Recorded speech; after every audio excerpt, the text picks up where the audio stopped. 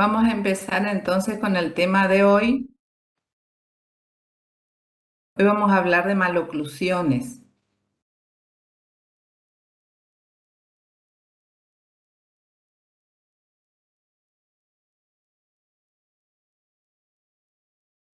Bueno, ¿qué son las maloclusiones? Según Graeber, él considera que es una maloclusión toda alteración en el crecimiento y desarrollo de los huesos maxilares, de las piezas dentarias, y conlleva esto a un desarreglo a nivel de la dentición, o sea, de la oclusión de los maxilares, de la función de la articulación temporomandibular, de las estructuras craneofaciales, de su musculatura y su relación con los tejidos blandos, ocasionando un malestar al individuo desde el punto de vista funcional, estético y psicosocial. Por decirlo en una manera más sencilla, podemos decir que la maloclusión es cuando la oclusión ideal está alterada por alguna razón.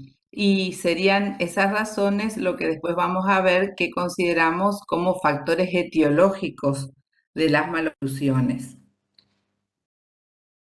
Las maloclusiones entonces pueden deberse a alteraciones de posición de las piezas dentarias, es decir, cuando las piezas dentarias no están alineadas en el arco dentario, es decir, por una razón que va a ocasionar pérdida en la posición ideal de las piezas dentarias en el arco, ya sea en el maxilar superior o en el maxilar inferior, o puede esto agravarse aún más cuando el problema de maloclusión no se refiere a un problema dentario únicamente, sino también a que al ocluir esos maxilares entre sí no lo hacen correctamente.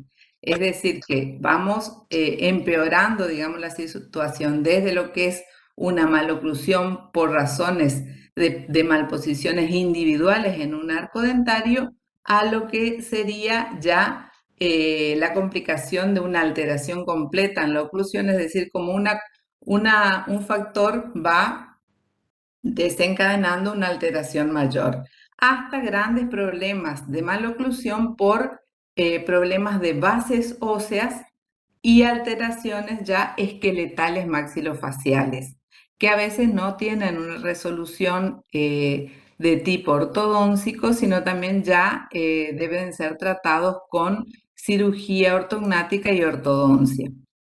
Es decir, que así vemos cómo la maloclusión puede tener distintos grados de severidad, desde algo leve, simples malposiciones dentarias, apiñamientos dentarios que pueden ser leves o severos, y ya grandes alteraciones esqueletales, donde por ahí se puede ir combinando también apiñamientos dentarios en un maxilar, en el otro, y también alteraciones esqueletales. ¿Sí? Bueno. ¿Qué pueden ocasionar estas manifestaciones? O sea, estas maloclusiones, ¿qué pueden ocasionar en el individuo? Trastornos estéticos, funcionales y psicosociales. Trastornos estéticos porque todos sabemos cómo una maloclusión, ya sea del orden dentario, dentoesqueletal, va a tener una repercusión directa en la estética facial. Va a modificar, desfavorecer lo que sería una buena sonrisa para el individuo. Y todos sabemos lo que esto va a tener incidencia a nivel del comportamiento que puede ser de un niño o de un adolescente y también de un adulto. Todas las estructuras faciales, los tejidos blandos, ocupan como soporte los tejidos duros de los arcos dentarios, piezas dentarias y estructuras óseas del macizo craneofacial. Y cuando estas están alteradas en sus posiciones, obviamente esto va a tener una repercusión directa en los tejidos blandos.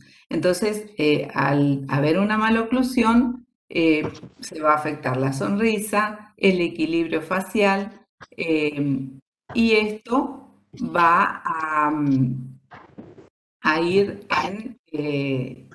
en detrimento, por decir, de la calidad de vida del paciente. Desde el punto de vista funcional, todas las funciones bucales se van a ver alteradas, sobre todo la masticación y la fonación. ¿Mm? Eh, es decir, que estamos viendo que cuando hay alteraciones estéticas y funcionales, esto va a tener también una repercusión muy importante desde el punto de vista psicosocial, porque como decíamos, la calidad de vida del paciente se va a ver alterada, esto va a bajar la autoestima, ya sea estamos en este caso refiriéndonos al niño y al adolescente, que va a también verse alterada desde el punto de vista emocional, y también en todo lo que se relaciona a su capacidad de insertarse socialmente. ¿Mm? Todo eso, todo eso serían las repercusiones que puede tener una maloclusión. Y bueno, ¿y las maloclusiones por qué se producen? Ahí estaríamos estudiando las etiologías de las maloclusiones. Pueden ser de causas hereditarias, congénitas o ambientales. Hereditarias, hay algunas maloclusiones que tienen su impronta muy hereditaria, que siempre decimos, por ejemplo, un promentonismo muy marcado en un individuo. Generalmente sí vamos inspeccionando o interrogando en cuanto a sus antecesores, vemos que existe un individuo en la familia que tiene un promentonismo también muy prominente. Entonces, esas, por ejemplo, pueden ser alteraciones que son de causas hereditarias, es decir, que son transmitidas a través de los genes. Por ejemplo, la agenesia de piezas dentarias supernumerarias, pues son maloclusiones de causas hereditarias. Las alteraciones de tipo congénitas, por ejemplo, las fisuras labial-alveolo-palatinas, que son de causas congénitas, aunque también pueden ser hereditarias. Las maloclusiones pueden ser también por causas ambientales, que pueden incidir en el individuo después del nacimiento, ya sea de una gran variedad de causas, como factores nutricionales, infecciosos, de orden local, por ejemplo, la presencia de alteraciones como pérdidas prematuras de piezas dentarias sin guardar los espacios, también por afecciones de orden proximal, que ya vamos a ver todo esto cuando demos la clase que viene, etiología de las maloclusiones, cómo distintos factores actuando en distintos momentos en la vida del niño, ya sea desde la etapa prenatal o la postnatal, pueden ocasionarnos maloclusiones. ¿Cómo se diagnostica una maloclusión? Y eso hemos visto ya en clases anteriores, que desde un simple examen facial o un examen facial minucioso. ¿Por qué digo un simple examen facial? Porque desde el examen facial que hacemos al paciente desde que ingresa al consultorio, y cómo vamos a veces investigando cada vez más al hacer la historia clínica, hacemos el examen facial, el examen bucal, el examen radiográfico, estudios cefalométricos, y esos son los elementos diagnósticos quizás más comunes que podemos solicitar, porque de acuerdo al factor etiológico que estamos encontrando, es que vamos agregando a veces mayores elementos de diagnóstico. Por ejemplo, si se trata de que estamos investigando la ausencia de una pieza dentaria, nos valemos de otros recursos diagnósticos. Por ejemplo, solicitamos una tomografía axial computada. Si estamos inspeccionando alguna alteración que vemos en tejido blando, podemos solicitar una ecografía de tejidos blandos.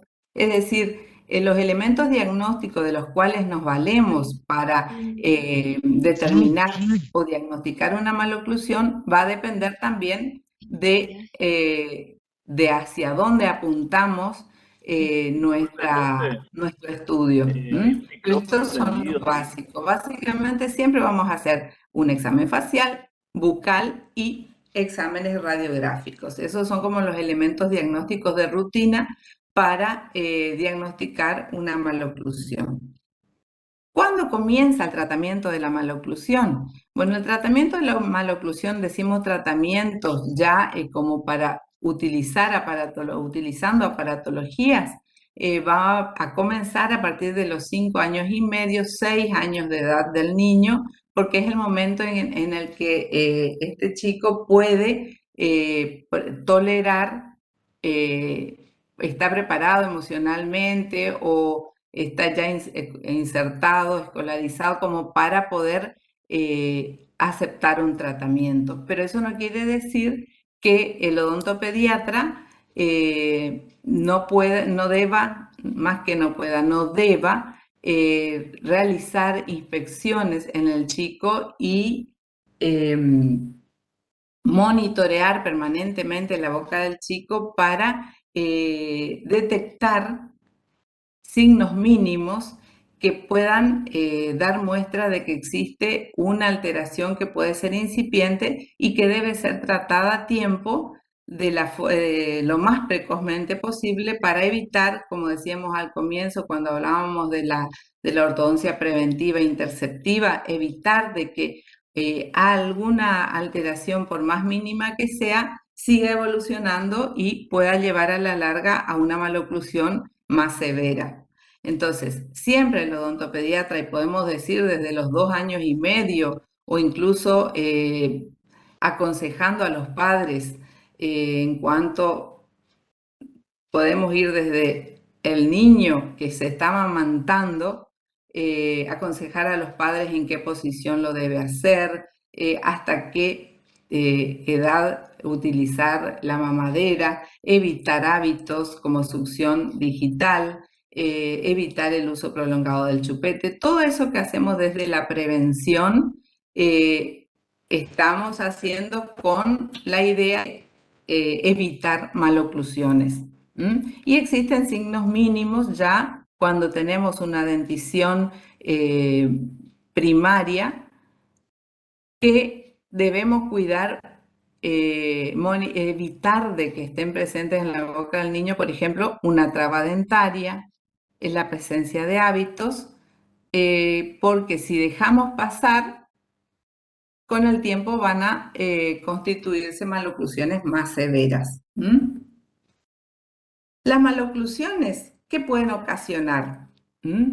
Aparte de lo que hablamos ya de afecciones estéticas, funcionales y psicosociales. A su vez pueden dificultar la posibilidad de una buena higiene bucal. Y eso a su vez va a traer la predisposición a mayor cantidad o el individuo va a tener mayores posibilidades de tener caries, gingivitis por la dificultad en el cepillado. Esto conlleva a que se puedan perder piezas dentarias, lo que a su vez serían también factores desencadenantes de maloclusiones.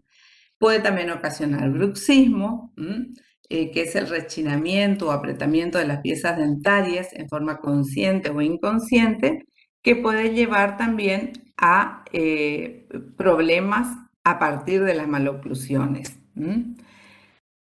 También puede ocasionar por bruxismo o por contactos prematuros desgastes o fracturas, microfracturas de piezas dentarias. También hay maloclusiones, ahora vamos a ver aquellas que consisten en una protrusión muy marcada del sector anterosuperior que predisponen a que los niños al caerse o durante los juegos infantiles cuando no, que es muy común en los chicos, puedan traumatizarse y fracturarse las piezas dentarias del sector anterosuperior. Y también una maloclusión puede ocasionar patologías en en el funcionamiento de la articulación temporomandibular. ¿Escuchan bien, chicos? Sí, ¿Sí? doctora. Bueno, y ahora Mira, vamos a... ¿Cómo? ¿Sí? bien, Ah, sí. bueno. Bueno, y vamos a empezar ahora a hablar de las clasificaciones, porque existen varias clasificaciones de maloclusiones. En realidad, yo les voy a dar hoy la clasificación de Angle. Existen clasificaciones eh, oclusionistas y clasificaciones craneodentarias. Clasificaciones oclusionistas es la de Angle, porque se van a basar en relaciones entre piezas dentarias de los maxilares. En cambio, las clasificaciones craneodentarias comparan las posiciones dentarias con estructuras maxilares y craneales. Esa es la diferencia que hay entre las dos, entre las clasificaciones oclusionistas y las maxilocraneales. Bueno, la clasificación de Angle, ¿qué nos dice? ¿Qué es clasificar? Clasificar es agrupar maloclusiones de acuerdo a las características en común que puedan presentar. Angle fue un estudioso de la ortodoncia, brindó mucho para la ortodoncia. Ya desde 1887 escribe uno de los primeros libros de ortodoncia referente a lo que es la maloclusión. Fíjense, ya fue uno de los primeros en 1887 que empezó a estudiar la maloclusión y lo plasmó en un libro con una primera edición que después siguió hasta una séptima edición.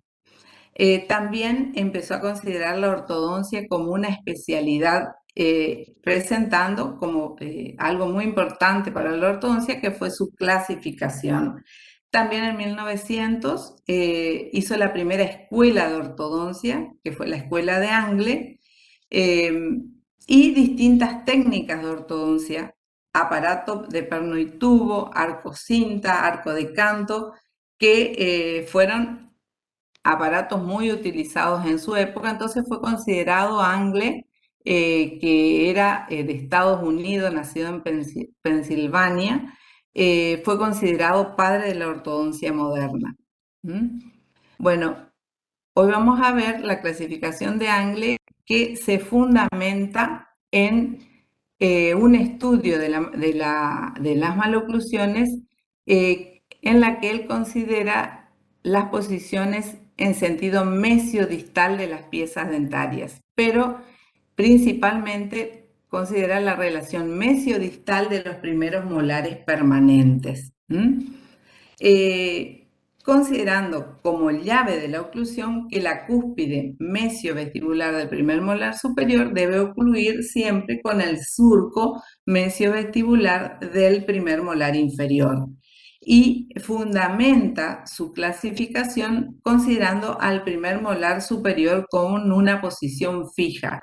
Es decir, que todas las variaciones que van a generar las distintas malposiciones se producen por desplazamiento mesiodistal del molar inferior, de los primeros molares inferiores.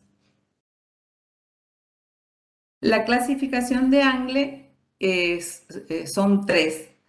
Tenemos la clase 1, la clase 2 y la clase 3 de Angle. La clase 2 va a presentar también una primera y segunda división.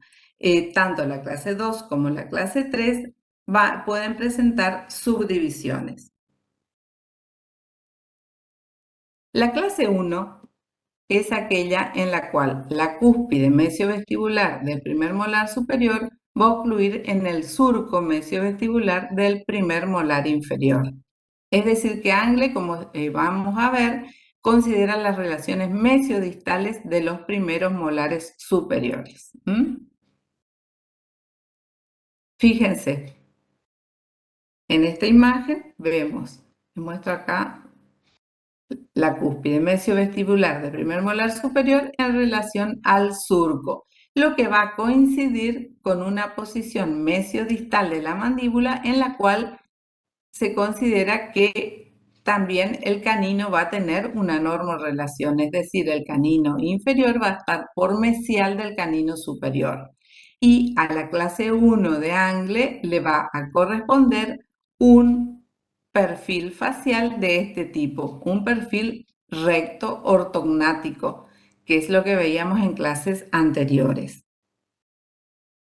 Fíjense, la clase 1 de Angle, que sería lo que decíamos cuando hablábamos de nomenclatura, hablábamos de una normoclusión, puede estar relacionada a una oclusión normal, cuando el sector anterior tiene un correcto overbite, overjet, la llave canina normal, posiciones dentarias individualmente bien alineadas en el arco dentario. Es decir, la clase 1 de Angle puede corresponder a una oclusión normal, o también la clase 1 de Angle puede corresponder a otras maloclusiones. Por ejemplo, tener una buena relación, una relación molar de clase 1, normorrelación, pero tener una retrusión del sector superior e inferior, una retrusión superior solamente, una protrusión superior e inferior, una protrusión superior sola o una protrusión inferior. Es decir, que la clase 1 también puede presentar, es una maloclusión. Y ahí acá les muestro ejemplos. En la clase 1 de Angle, como aquí vemos una relación molar de cúspide mesiovestibular del superior con surco mesiovestibular del inferior, pero en el sector anterior existen malposiciones dentarias, en este caso, por ejemplo, el canino superior en una intralabioversión. También podemos tener una clase 1 de Angle con una biprotrusión, cuando todo el sector anterosuperior se encuentra desplazado hacia adelante. Es decir, acá va a haber una protrusión superior y una protrusión inferior, como decía recién. O podemos tener una clase de 1 de Angle con apiñamientos dentarios individuales o también problemas de maloclusiones de tipo grupal. Una clase 2 ya va a ser aquella en la cual el primer molar inferior se va a desplazar hacia distal con respecto al primer molar superior. Es decir, que la cúspide mesiovestibular del primer molar superior va a quedar por mesial del surco mesiovestibular del primer molar inferior. Y, como dijimos hoy, puede tener una primera división y una segunda división, y ambos presentar subdivisión. ¿Qué otras características va a tener la clase 2 primera división? Puede tener una protrusión dentoalveolar superior muy marcada, es decir, un overjet muy marcado, es decir, el adelantamiento de todo el sector anterosuperior, es decir, que individualmente cada pieza dentaria va a tener una vestíbuloversión. Puede ir acompañado esto de un maxilar estrecho en sentido transversal con un paladar profundo, y si consideramos las estructuras, los tejidos blandos que rodea, vamos a ver que el labio superior puede estar hipotónico, es decir, con poca fuerza muscular, que a veces no alcanza a cubrir al arco dentario en el sector anterior que está protruido. Labio inferior hipertónico que se interpone entre ambas arcadas y incluso puede contribuir a mayor separación o mayor fuerza para aumentar ese overjet. Y todo esto es característica de una clase 2 primera y está asociada generalmente a un problema, un trastorno funcional cuando existen problemas respiratorios, y esto es típico de una fase del respirador bucal. clase 2 primera, fíjense en esta niña de la imagen de abajo, cómo existe un labio superior hipotónico que no alcanza a cubrir las piezas dentarias del sector anterosuperior protruidas, el labio inferior hipertónico que se ubica entre ambas arcadas, como a la distoposición, al desplazamiento distal del molar inferior, también acompaña una distoposición del canino inferior. Y a este tipo de maloclusión de clase 2 primera, generalmente se asocia este tipo de contorno facial, que, como decíamos cuando hablábamos de perfil o de perfiles faciales, está relacionado a un perfil de tipo convexo.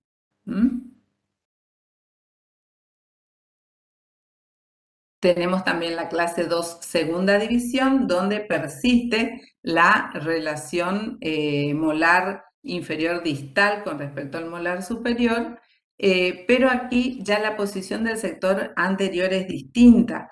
¿Por qué? Porque las piezas dentarias no están vestibulizadas, protruidas, sino por el contrario, están con un resalte incisivo disminuido, pero a su vez verticalizados. El eje de las piezas dentarias están muy rectos o con poca inclinación hacia adelante, incluso están como inclinados hacia atrás, y se caracteriza también por un overbite muy aumentado. Puede ser de las 4 piezas dentarias, como en esta imagen, o pueden tener esa posición nada más que los incisivos centrales superiores y los incisivos laterales superiores estar como vestibulizados. O sea, esta imagen es típica de una clase 2 segunda división. Siempre a la clase de Angle se la determina con números romanos. Clase 1, 2 y 3 con números romanos. Y se dice primera, segunda, división. No división, por ahí se escucha decir división 1 o división 2. No, es primera y segunda división. O sea, así lo determinó Angle. Después la gente por ahí va mencionando de otra forma, ¿no? Bueno, clase 2 de Angle, ¿por qué decimos que tiene subdivisión o qué sería una subdivisión de una clase 2 de Angle? Cuando de un lado exista una relación molar de clase 2 y del otro lado una relación molar de clase 1. Por ejemplo, acá tenemos del lado derecho una clase 2, o sea, un desplazamiento distal del molar inferior con respecto al molar superior, y del lado izquierdo una clase 1. A eso se denomina subdivisión. Entonces vamos a decir, estamos en presencia de una maloclusión de clase 2, primera división, subdivisión. Podemos decir subdivisión derecha o subdivisión izquierda, de acuerdo a dónde se presente la clase 2. Y tenemos la clase 3 de Angle, que consiste en un desplazamiento mesial del molar inferior con respecto al primer molar superior. La relación molar está afectada, dice acá, por desplazamiento mesial de los primeros molares inferiores con respecto al primer molar superior. Es decir que, como decíamos al comienzo, Angle considera al primer molar superior siempre fijo y que todas las alteraciones que se producen, es decir, la maloclusión, se debe al desplazamiento mesial de los primeros molares. En el caso de la clase 3, va a haber un desplazamiento mesial, como muestra acá la imagen esquemática, muy marcada del primer molar inferior, es decir que acá la cúspide mesiovestibular del primer molar superior, si dejamos caer una línea vertical, va a coincidir en una parte que está distal al surco mesiovestibular del primer molar inferior, porque el primer molar inferior tuvo un desplazamiento muy marcado hacia mesial. Y a veces la mayoría de las veces el canino también se ve desplazado hacia mesial, es decir, que forma una, dicen una clase, puede decir una clase 3 canina o una mesio relación canina, que a veces va acompañado de un sector anterior, de una mordida cruzada anterior o una mordida borde a borde.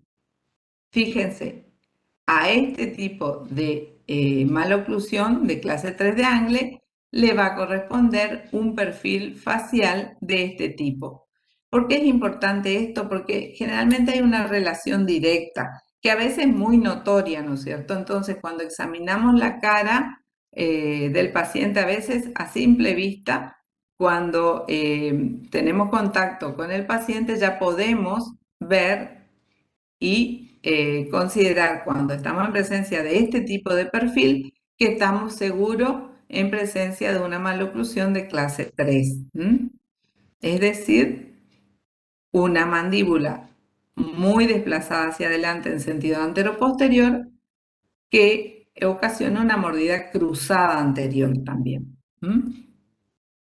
Clase 3 de Angle, fíjense, sector acompañando a este desplazamiento de molar inferior muy mesial, va acompañado también de todo un desplazamiento anterior del maxilar con una mordida cruzada anterior. Y también la clase 3 de Angle acepta la subdivisión, es decir, cuando de un lado tenemos la relación, las relaciones molares de clase 3 y del otro lado de clase 1. Entonces, fíjense acá, tenemos lado derecho clase 3, lado izquierdo de clase 1. Es decir, que estamos en presencia de una clase 3 de Angle, subdivisión derecha, porque es del lado derecho donde está la clase 3. Bueno. Si consideramos desde el punto de vista funcional, podemos decir, así como hablábamos de que la clase 2 primera se relaciona mucho con los problemas funcionales de respiración, con una respiración bucal, ya sea por obstrucciones de las vías respiratorias por adenoides o cornete, el paciente busca por esta obstrucción de vías aéreas, busca compensar esta dificultad respiratoria generando una respiración bucal.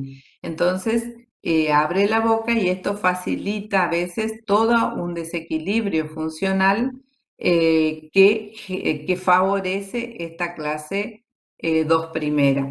Bueno, con respecto a la clase 3, decimos que está asociado a un problema de obstrucción de vías respiratorias bajas, que sería entonces en este caso por una hipertrofia de amígdalas. Cuando las amígdalas están hipertrofiadas, esto genera una compresión, genera una fuerza de la lengua hacia el sector anterior, lo que va a generar una protrusión de las piezas dentarias del sector anteroinferior. Por eso, a veces, la mayoría de las veces se dicen que las clases 2, las clases 3 de Angles están asociadas a hipertrofias de amígdalas. Bueno, y esto es a modo general, como muchos trabajos de investigación consisten o coinciden en decir que hay mayor frecuencia de clase 1, le sigue en incidencia un porcentaje entre el 38% para las clases 1, un 32% para las clases 2 y en menor grado se presentan las clases 3. Esto es sobre todo para las razas, para la raza blanca, ¿no? ¿Cuáles son las ventajas de esta clasificación de Angle o por qué es tan utilizada? Porque es simple, comprende la mayoría de las maloclusiones y es universal. Es decir, que nosotros decimos, tenemos una maloclusión de clase 2, de clase 1, de clase 3 y en cualquier lugar del mundo van a saber de qué tipo de maloclusión estamos hablando. Por eso es universal, simple y muy utilizada. Y como desventaja podemos decir de que parte de una premisa falsa, porque decíamos que su fundamento era que el molar superior era fijo y las alteraciones se debían a desplazamientos en sentido antero-posterior del molar inferior, pero sabemos que no es así. También los primeros molares superiores pueden tener malposiciones, pueden a veces estar en la posición correcta, pero estar rotados. Entonces ya la cúspide mesiovestibular del primer molar superior no va a ocluir con el surco. O también pueden desplazarse en distintos sentidos. No únicamente, también en sentido antero-posterior, igual que el molar inferior. Por lo que se considera que es una clasificación incompleta. Y agrupa maloclusiones diferentes en un mismo grupo. Y tenemos, decíamos hoy, y esto les voy a mencionar porque es una clasificación larga, 10 tipos de variaciones de maloclusión, es la clasificación de Carrea, que en realidad es completa porque es de tipo, así como la clasificación de Angle es oclusionista, eh, la de Carrea es craneofacial, es decir, que va a comparar las estructuras dentarias con las estructuras maxilares y craneales. Y para eso va a utilizar distintos planos. Va a utilizar los planos, como veíamos en clases anteriores, el plano facial anterior de Carrea y el plano facial o frontal posterior de Carrea, para ubicar todas las alteraciones en sentido antero-posterior. Va a utilizar el plano de Frankfurt para determinar todas las maloclusiones que se presenten en sentido vertical y va a utilizar el plano medio sagital para todas las alteraciones en sentido transversal. Es decir, que entonces ya dejamos de lado la clasificación de Angle, que era oclusionista, y vamos a mirar un poquito cómo a través de estos planos también podemos determinar otro tipo de maloclusiones. Tenemos maloclusiones en sentido antero-posterior, como decía hoy, analizando esta imagen y estos planos, van a ser todas aquellas que se encuentran dentro de estos dos planos. Es decir, cuando las piezas dentarias estén ocluyendo por dentro del plano frontal anterior, por detrás, digamos, y por delante del plano frontal posterior, vamos a estar dentro de una normalidad. Vamos a tener un ortomentonismo o una ortonasia. Todo lo que se desplace por delante, vamos a tener una pronasia o un promentonismo.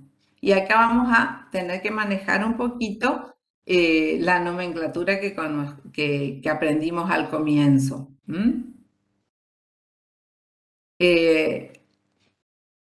Entonces así podemos determinar maloclusiones en sentido antero-posterior de acuerdo a la utilización de estos planos, que acuérdense que el plano frontal anterior era glabelar mentoniano, perpendicular al plano de Frankfurt, y el posterior era el plano hormafrón molar. También podemos determinar alteraciones en sentido transversal, es decir, viendo al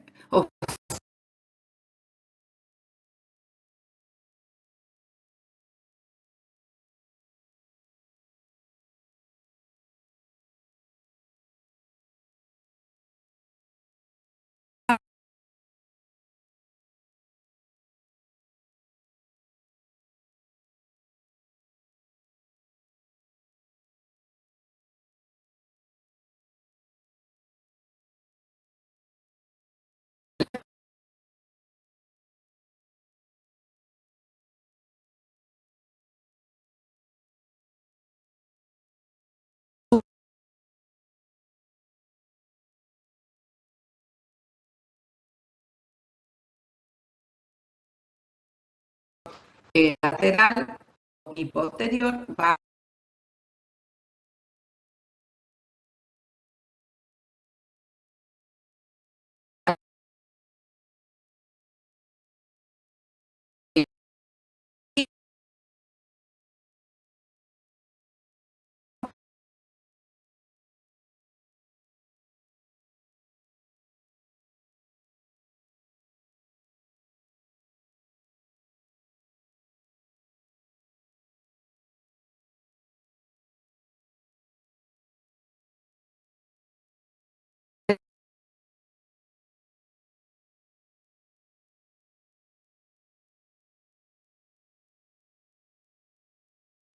Raquel, no se escucha, la última parte no se escuchó bien, se cortó el audio.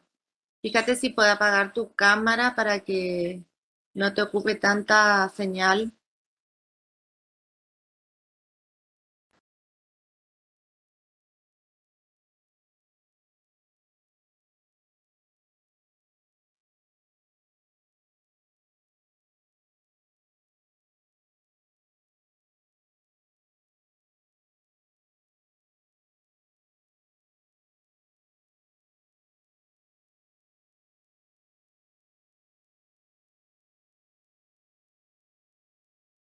Esperamos un ratito, chicos, a ver, porque la doctora está sin internet.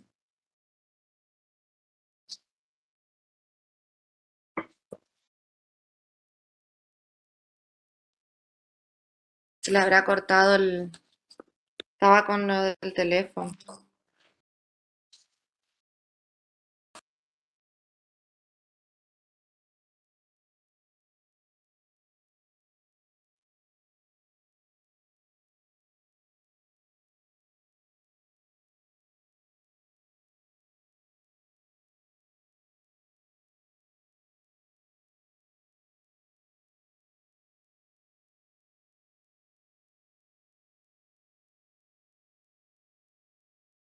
¿Escuchan?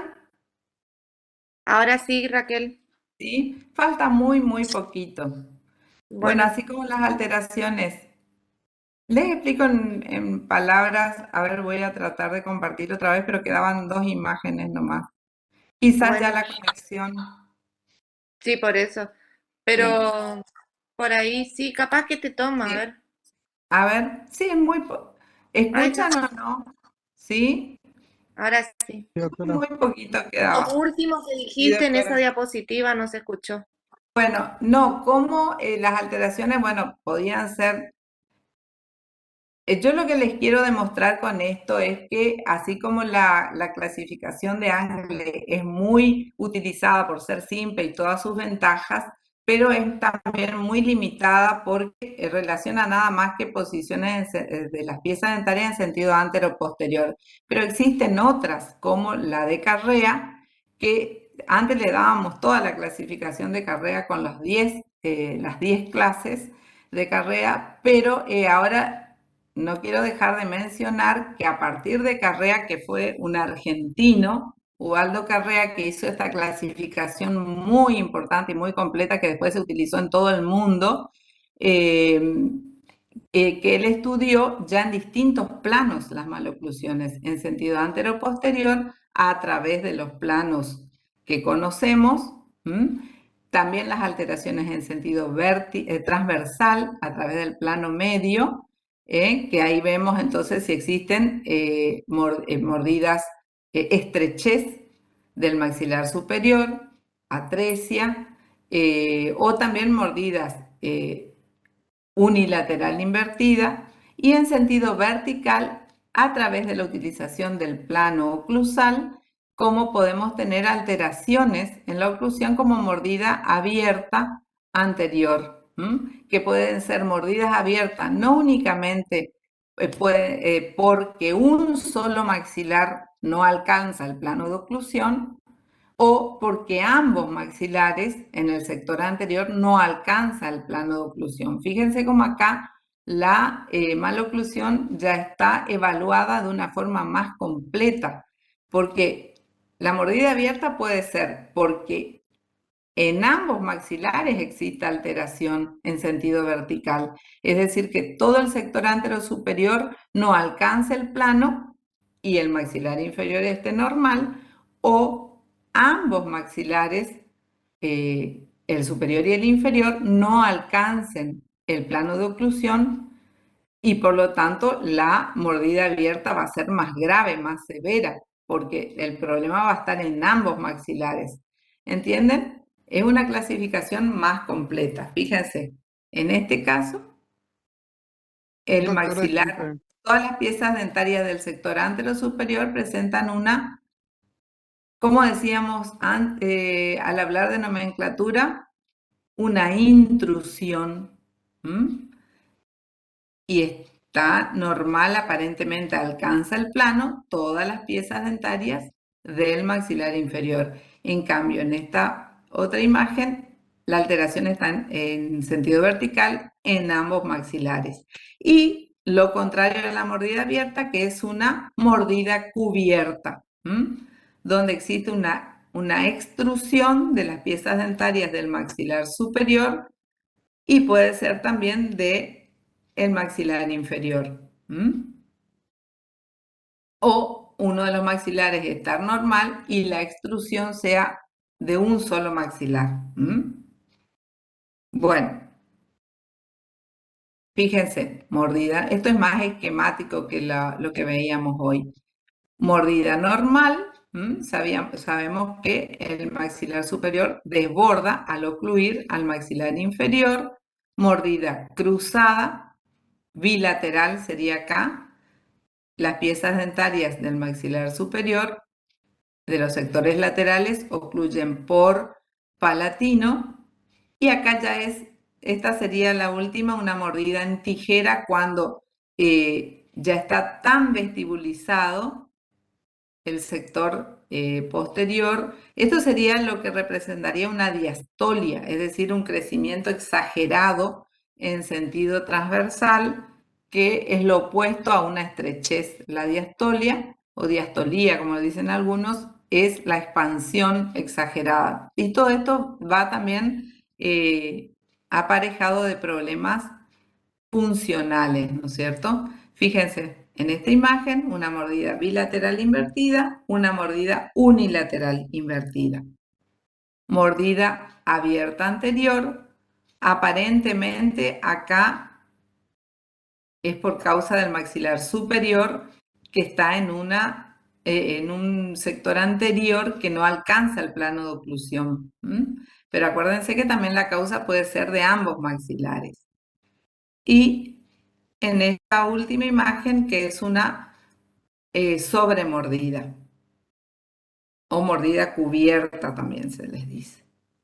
Bueno, y esta es la bibliografía. No sé si quieren preguntar algo. Traté de hacerles lo más completo de lo que es la maloclusión y cómo puede ser una maloclusión simple cuando afecta posiciones de piezas dentarias individualmente en el arco dentario y cómo se va agravando cuando ya toda la base ósea y todo el macizo craneofacial va acompañando a esa maloclusión, entonces ya tiene también un tratamiento que debe ser más complejo. No sé si quieren preguntar algo, chicos. ¿Siguen escuchando? Doctora, sí, sí.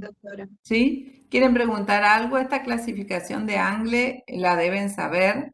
Clase 1, 2, 3. La 2 tiene primera división, segunda división, acepta subdivisiones. Puede ser también que una maloclusión de clase 2 se presente en forma bilateral en la clase 2. En ese caso no va a haber subdivisión, pero va a haber subdivisión cuando de un lado haya clase 2 y del otro sea clase 1. Y en casos muy raros, pero se observan en los casos de maloclusiones severísimas, sobre todo en pacientes con asimetría facial, lo que se denomina caos dentario, que es cuando de un lado existe una clase 2 y del otro lado existe una clase 3. Imagínense lo que va a ser esa estructura o ese macizo craneofacial, ¿no es cierto? Para que de un lado exista una clase 2 y del otro una clase 3, ¿cómo se imaginan? Bastante severa la maloclusión, ¿no? Pero puede existir y es lo que se denomina caos dentario. ¿Mm? Terminamos acá entonces, Andrea. Sí, perfecto, ¿Mm? No sé si quieren perfecto. hacer alguna pregunta, chicos, o quieren leer primero el tema, después, cuando encuentren alguna duda, preguntar. Esto es muy importante porque es lo que van a emplear, esta clasificación de Angles, la que van a emplear cuando hagan ahora el examen bucal. En realidad, nosotros cuando íbamos, cuando hablamos de examen bucal, examen facial, ya íbamos largando eso de clasificación de Angle porque ustedes vieron en años anteriores lo que es clase uno, Claro, 2 y sí. 3. Sí, ya Eso vieron ya. ellos en Sí. anatomía dentaria, creo que por lo menos tienen idea muy, muy básica de lo que es clase uno, 2 y 3. Igual Pero esto podemos poner, reforzar con algo más. Está en el, vamos a poner en el aula, Raquel. sí, vamos a poner todo. Lo que pasa es que por ahí puse pocas explicaciones, bueno, pero las imágenes les ayuda también. Sí, sí. Sí, yo te Así paso que, el Power no después problema. para que subimos. Sí, igual ahí subimos, sí, y la grabación. Bueno, listo, Muy bien, gracias chicos. entonces, chicos, nos vemos. Gracias, Gracias, Andrea. Raquel. Chao, Nos chao. vemos. Luego, doctora, Chao. buenos días. Gracias.